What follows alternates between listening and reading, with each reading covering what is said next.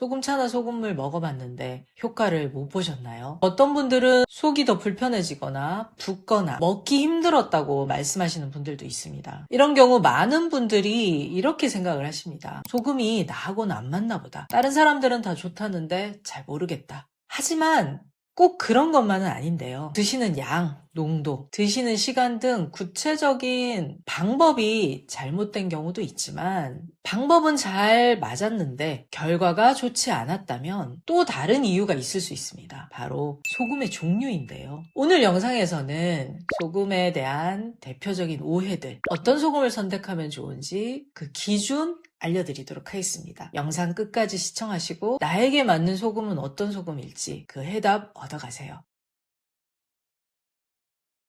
어떤 소금이 최고인가 따지기보다는 나의 몸 상태와 소금을 먹는 목적을 먼저 살펴볼 필요가 있습니다. 식사로 소금 충분히 섭취하는데 따로 소금을 섭취할 필요 있느냐? 네, 이런 질문들도 많이 하십니다. 음식만으로 충분히 되시는 분들도 있는데 음식만으로 안 되는 분들이 있습니다. 우리가 지금 먹고 있는 식단은 단맛이 굉장히 많은데요. 음료수 한두 잔이면 하루 설탕 권장량인 50g을 이미 초과합니다. 당분이 들어가서 혈액이 끈적해지고 피가 탁해지는 상황에서 물과 소금이 그만큼 들어가지 않는다면 어떻게 될까요? 물만 마시는 것보다 전해질 균형을 고려하는 것이 굉장히 중요합니다. 실제로 건강한 분들은 일반적인 소금들을 드셔도 크게 차이를 못 느끼고 좋은 변화를 경험하십니다. 하지만 건강에 문제가 있고 또 흡수력이 많이 떨어지는 분들은 소금의 종류에 따라 영향을 받는데요. 저는 지난 30년 가까이 이 자연치유 현장에서 다양한 사례들을 경험을 해왔습니다. 많은 분들이 자연적인 방법으로 건강을 찾는 과정에서 이 소금을 꾸준히 사용을 해왔는데요. 저도 다양한 소금들을 많이 먹어봤고요.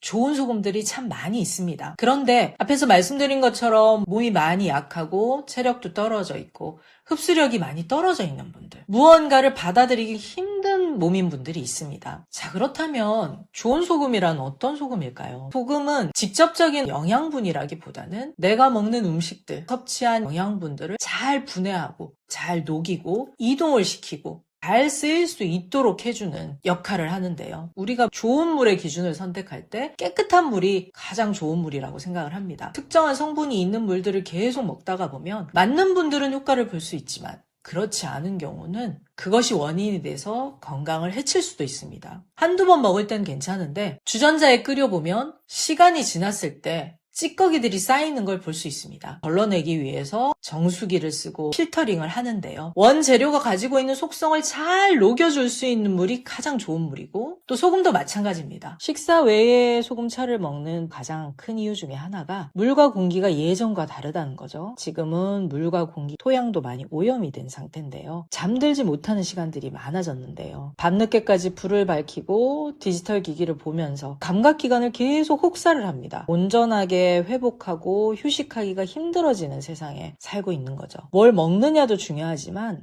어떻게 잘 빼내느냐가 굉장히 중요한 시대가 됐습니다. 그 중심에 깨끗한 물과 소금이 그 역할을 해주고 있는데요. 좋은 소금이란 얼마나 잘 빼내고 정화시키고 회복을 시킬 수 있느냐가 중요하다고 할 수가 있습니다. 가장 소금다운 소금, 몸에 부담을 주지 않는 깨끗하고 순수한 소금이 필요한 분들이 생기는 거죠. 많은 분들이 소금에 대해서 오해하시는 대표적인 내용이 하나 있는데요.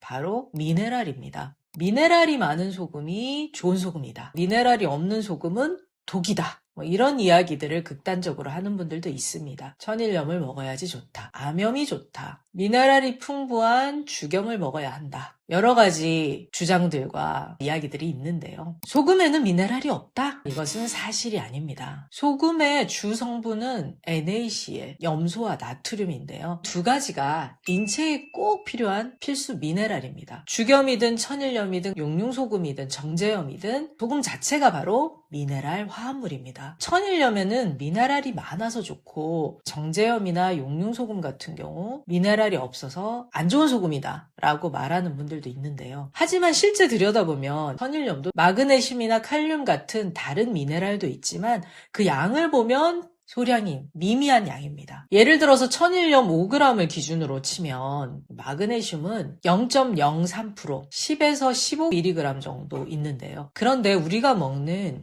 음식 현미밥에는 밥 한 공기에 200mg 이상의 마그네슘이 있습니다. 우리가 미네랄을 섭취하는 것의 중심은 소금이 아니라 음식을 통해서인 거죠. 밥, 나물, 김치, 국 같은 일반적인 식사를 잘만 하고 계신다면 마그네슘이나 칼륨, 칼슘 등 다양한 미네랄을 섭취하실 수가 있습니다. 성인의 하루 마그네슘 섭취 권장량이 300에서 400mg 정도 되는데요. 이 권장량을 채우기 위해서 소금을 통해서 마그네슘을 섭취한다고 하면 엄청나게 많은 양의 소금을 먹어야 하는 거죠. 소금에서 얻어야 할 가장 중요한 미네랄은 바로 염화나트륨, 소금 그 자체입니다. 소금이 중요한 이유는 미네랄인 이유도 있지만 소금에 있는 나트륨은 체액의 균형을 유지하고 신경 전달, 근육 수축, 혈액량 유지, 소화액 분비 같은 중요한 역할을 합니다. 다양한 미네랄을 음식을 통해서 섭취를 할 수 있지만 유일하게 섭취할 수 없는 것이 염화나트륨, 소금인데요. 다만 천일염 같은 경우는 미량의 미네랄들로 인해서 특유의 풍미와 맛을 낼 수 있습니다. 국을 끓이거나 요리를 했을 때 다른 맛을 느끼게 해주기 때문에 그런 용도로 충분히 활용할 만하지만 미네랄을 섭취하기 위해서 꼭 먹어야 된다라는 것은 몸의 입장, 건강의 입장에서 보면 그렇게 좋은 선택은 아니라는 거죠. 일반 식품이나 가공식품들에서 가장 많이 일반적으로 쓰이는 것이 바로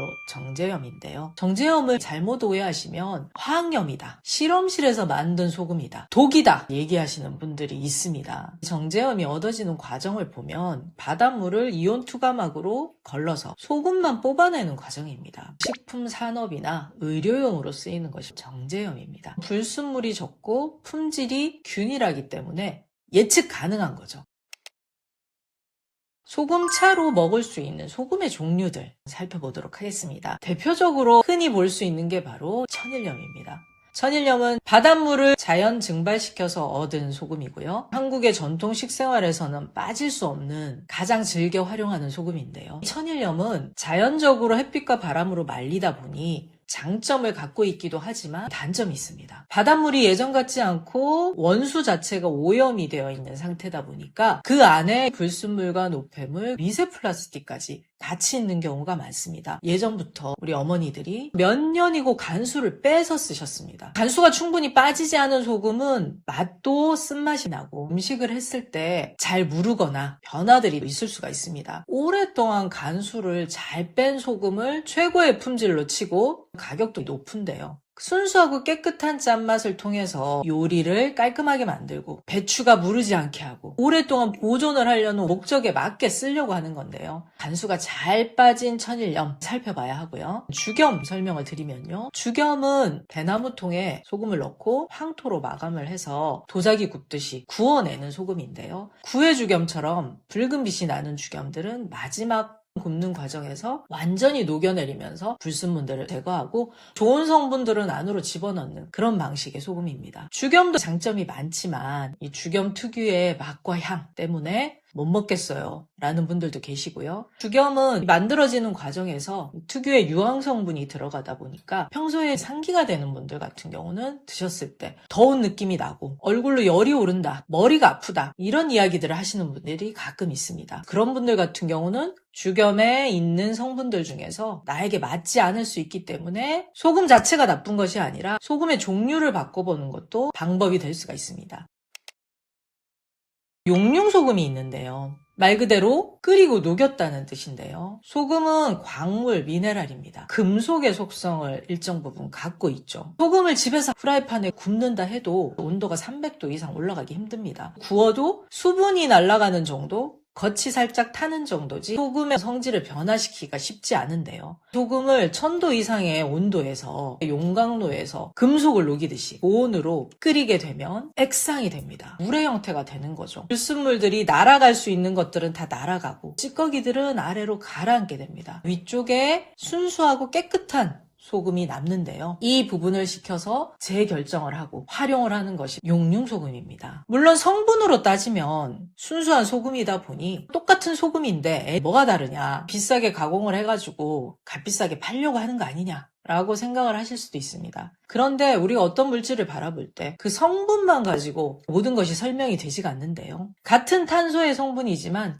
흑연과 다이아몬드는 전혀 다릅니다. 그래서 NaCl이라고 할지라도 재결정화하는 작업을 통해서 성질이 변할 수가 있는 거죠. 가장 순수하고 깨끗한 소금의 형태를 남기는 것이 용융소금입니다. 용융을 하는 방식이 크게 두 가지가 있는데요. 긴 시간을 용융하는 거, 횟수를 여러 번 해서 순도를 높이는 방식이 있습니다. 여러 번 용융을 하는 이유는 불순물을 관리하기 위한 거고요. 한번 결정이 돼서 재결정이 되는, 식혀서 다시 결정이 되는 반복하는 작업을 하면서 품질을 높이는 과정입니다. 물질의 상태를 균일하고 안정화를 시키는 작업이라고 할 수가 있는데요. 비유를 들자면 대장장이들이 이 주물을 부어서 식히고 두드리면서 여러 번 같은 작업을 반복합니다. 금속 속에 있는 불순물을 줄이고 구조를 안정화시키기 위한 건데요. 물론 금속과 소금이 똑같진 않지만 용융 공정도 비슷한 원리로 이해를 해볼 수가 있습니다. 그 물질이 갖고 있는 순수한 본질에 가장 가까워지려는 작업인데요. 저희 센터에서도 주로 써온 소금이 바로 용융소금인데요. 여러 번 용융하는 과정에서 소금의 상태를 더 안정적으로 만들고 순수하고 깨끗한 순도가 높은 소금이 되는데요. 건강에 문제가 있거나 다른 소금을 드셔봤는데 더 힘들어졌거나 크게 효과를 못 보셨던 분들이 있다면 또 내 몸이 무언가를 흡수하기가 힘든 몸이시라면 순도가 높은 용융소금 드셔보시면 좋을 것 같습니다. 잘 사용해 오신 소금이 있었고 그 소금으로 문제가 해결되셨다면